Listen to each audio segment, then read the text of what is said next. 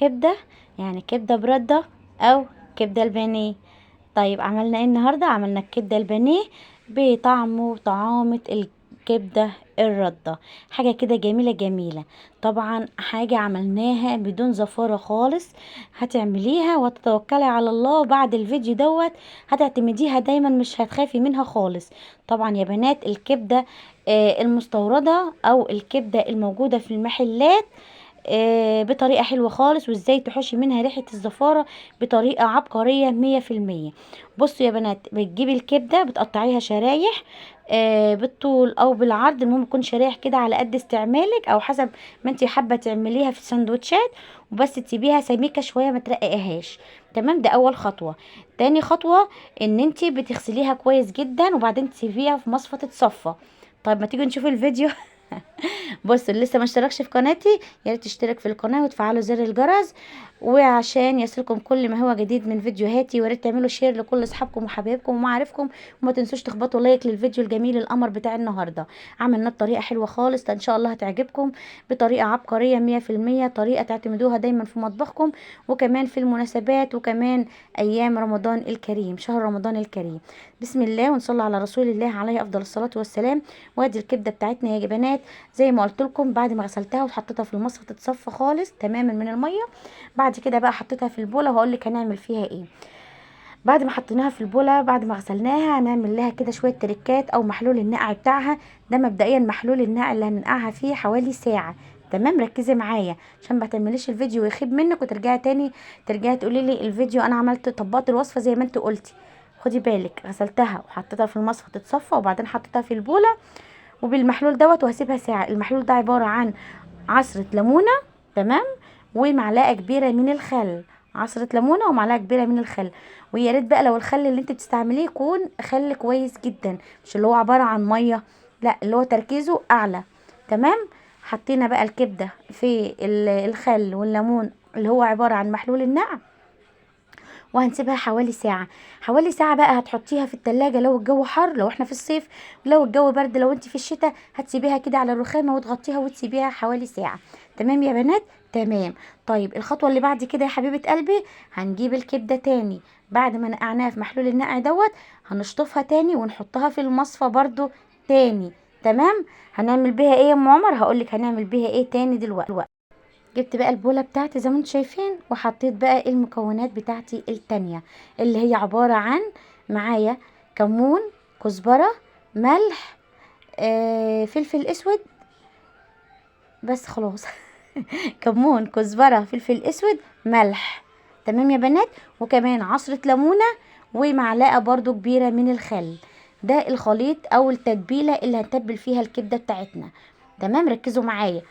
معلقة صغيرة من الكمون، معلقة صغيرة من الكزبرة، نص معلقة من الفلفل الاسود، نص معلقة من الملح، وعليهم عصر ليمونة ومعلقة كبيرة من الخل.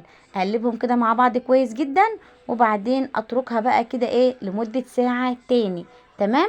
يا رب طبعا الفيديو النهارده يكون محبب كده على قلوبكم، وتقدروا تستفادوا من المعلومة اللي بقدمها لكم، وفيديو النهارده يكون خفيف كده على قلوبكم. طيب بعد ما بسيبها بقى حوالي ساعة كده على الرخامة، شايفين لونها بيتغير تماما.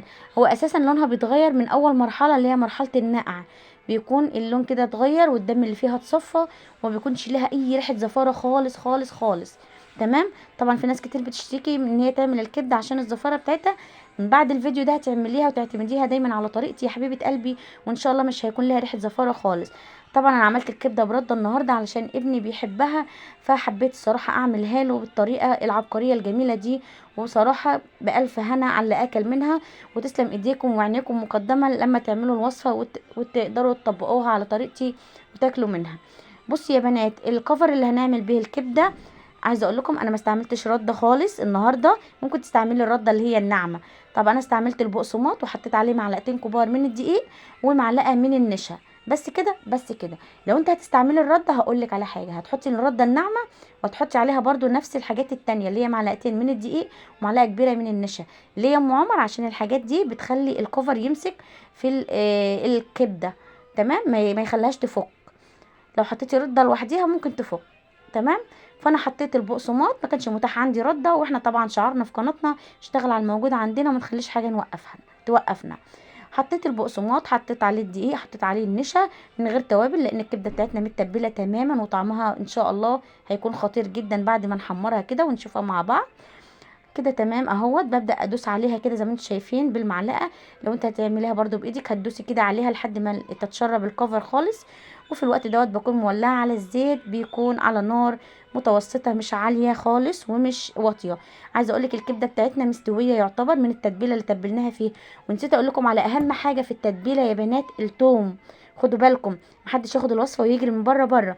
التوم عايزه اقولك هتحطي نص معلقه من التوم المفروم، او نص معلقه من هريسه التوم. خدي بالك مره واتنين وتلاته بقول لكم. نص معلقه من هريسه التوم بتحطيها على الخلطه اللي بنتبل فيها الكبده بتاعتنا، اللي هي عباره عن نص معلقه من التوم المفروم، نص معلقه صغيره من الكزبره، معلقه صغيره من الكمون، نص معلقه من الفلفل الاسود، نص معلقه من الملح، وعصر ليمونه كامله، ومعلقه من الخل، وتقلبيهم مع بعض وتتبلي بيهم الكبده بتاعتنا لمده ساعه بتسيبيها. بعد كده بنعملها في الكفر اللي انا قلت لكم عليه، وبعدين بنحمرها زي ما انتم شايفين. وبالف هنا يا حبايب قلبي. احلى متابعين في الدنيا، بحبكم في الله، ربنا يا رب يديمكم نعمه في حياتي. ما تنسونيش في شير ولايك وسبسكرايب للقناه. ما تنسوش تفعلوا زر الجرس عشان يوصلكم كل ما هو جديد من فيديوهاتي. بصوا يا بنات، بعد كده بقى بحمرها وببدا اقلبها شمال ويمين كده لحد ما تديني اللون المطلوب او اللون اللي انا محتاجاه في الكبده بتاعتنا. شايفين بالشكل دوت؟ زي ما قلت لكم هي التتبيله مسوياها، مش محتاجه خالص ان هي تغيب في الزيت عشان تستوي اطلاقا، هي مستويه تماما بالف هنا. وان شاء الله لما تجربوها على طريقتي هتعجبكم باذن الله تعالى. بالشكل دوت كده بدأت اقلبها، وبرضو اضغط عليها علشان تنزل كل المية اللي فيها او السوائل اللي فيها. وخلاص بعد ما خلصت كمية الكبدة القمر بتاعتي زي ما انتم شايفين، قطعت بقى معاها شرايح من الليمون، في ناس بتحب تعصر عليها ليمون، وكمان مع عود جرجير كده بقى، وطبق سلطة وطبق طحينة. وبألف هنا يا حبايب قلبي. بتمنى لكم الرضا والسعادة من كل قلبي. احلى متابعين في الدنيا، ربنا يا رب يديكم نعمة في حياتي، ربنا يحسن ما بين ايديا وايديكم، وتسلم عينيكم وايديكم مقدما لمشاهدة الفيديو الجميل، وكمان اللايك اللي هتحطوه لي. يا رب يجعل ايامكم كلها خير وسعادة، ويجعل دايما بيوتكم عمرانة بالخير. ما تنسونيش يا حبايب قلبي في دعواتكم. واستودعكم الله الذي لا تضيع ودائعه، اترككم في رعاية الله وحفظه. احلى متابعين في الدنيا، بحبكم في الله. اشوفكم على خير ان شاء الله مع فيديو جديد اقدمه لكم. حلة وبوتاجاز مع ام عمر.